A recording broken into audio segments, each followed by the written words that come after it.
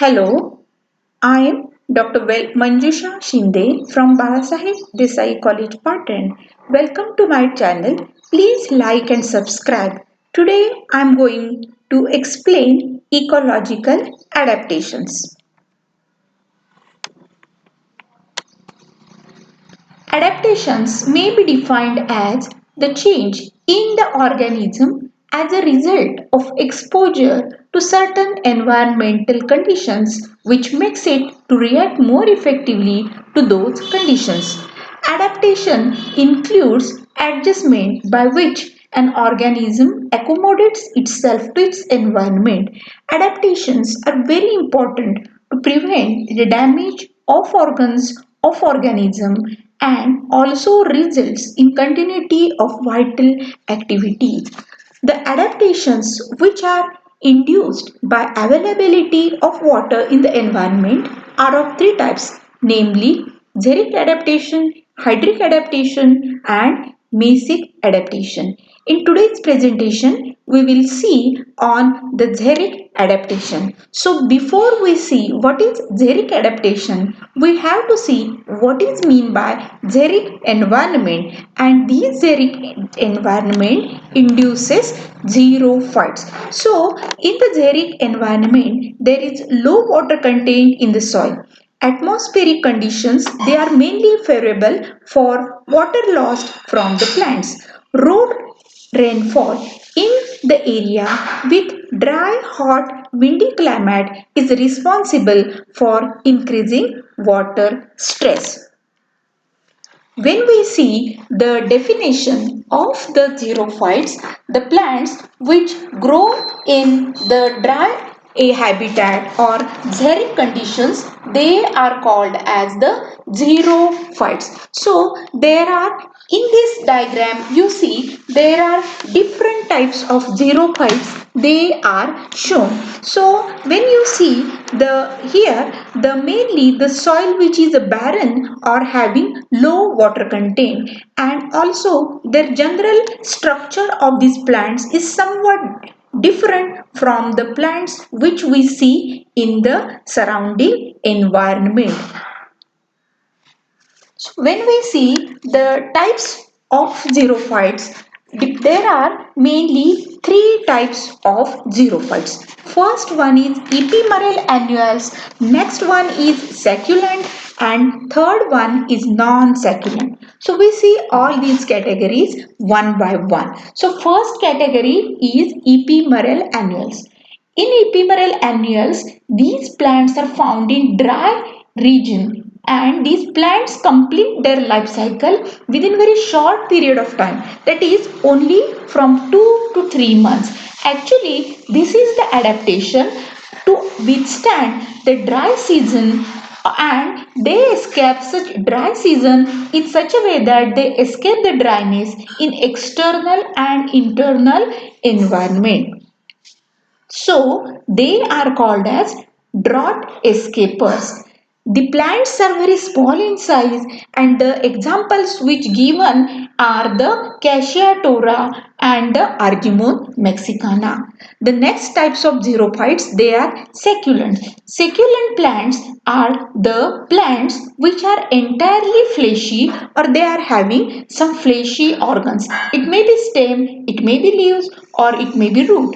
The water is the main purpose of such succulent or fleshy parts.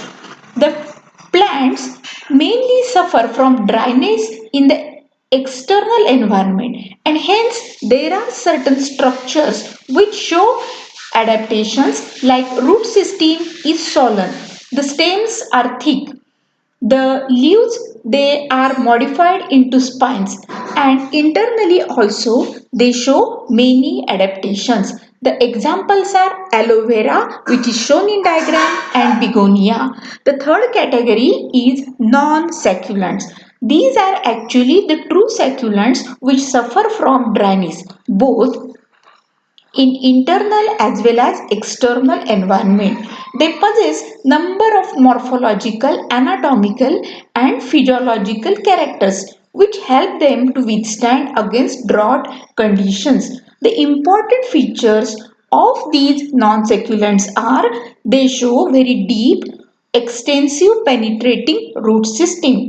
The various characteristics in the aerial organs help in checking transpiration such as ridged stems, presence of spines, waxy coating on leaves, then the folding and openings of leaves in many grasses, sunken stomata and many other characters are present to withstand the dry conditions. So, xerophytes in are categorized in such types.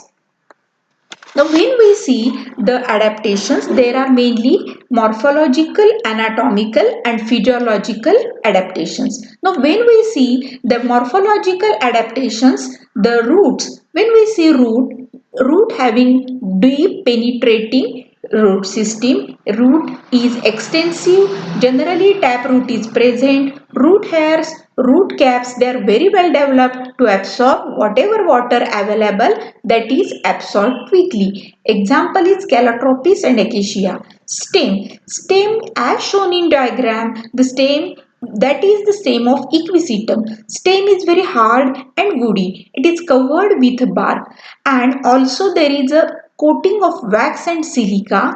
The diagram is of equisetum. In aloe vera, the stem is thick and fleshy. Stem is modified into thorns in Duranta. The leaves are reduced. Leaves are modified into spines. In succulents like aloe, leaves are thick, fleshy, tough and leathery. When we see the anatomical adaptations, presence of thick cuticle, waxy coating on the thick cuticle, multiserrate epidermis, reduction in number of stomata, presence of sunken stomata, presence of stomata in grooves. All these are mainly the adaptations which are to save water whatever available to them. When we see in succulent, they show water storage tissue in the form of parenchyma. The conducting tissues are very well developed and heavily lignified. The presence of multi-serrate bundle sheath and several vascular bundles which shown in Nerium. Now when we see the physiological adaptations mainly to save water and to survive in the dry environment. So here the all categories are considered. The ephemerals, they complete their life cycle in short period. Succulent plants conserve water and they are important in keeping loss of water at minimum level. Stomata of succulent plants like aloe close during the day and open during the night for carrying on the organic acid metabolism called as CAM metabolism. Thick cuticle and closed stomata during the days contribute to their resistance to drought. The non-succulent xerophytes endure the drought by absorbing large quantities of water by means of deep root system. The seeds of xerophytes are protected by hard and dry seed coat, high sugar content and very low water content. So these are somewhat the adaptations in xerophytes. Thank you. Thank you very much.